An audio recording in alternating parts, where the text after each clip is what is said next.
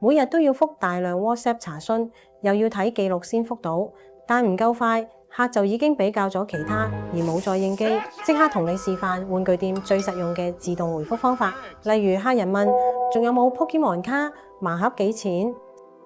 Step 1 WhatsApp 一收到新訊息就自動觸發 Trigger。Step 2喺 Google Sheet 即刻讀取玩具存貨清單，包括名稱、價錢、存貨、簡介、連結。Step 3用 Grok AI 免費額度夠晒用，分析條訊息，判斷係問存貨、價錢定其他嘢。Step 4自動生成自然親切嘅回覆，例如 Pokemon 卡有貨，120蚊一包，或者 Toy Story 盲盒系列89蚊一盒，好抵玩。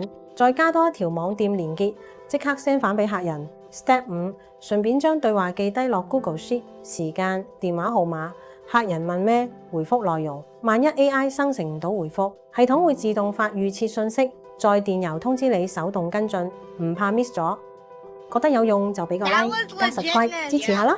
我會繼續分享多啲自動化慳時間貼士，下條片見，拜拜。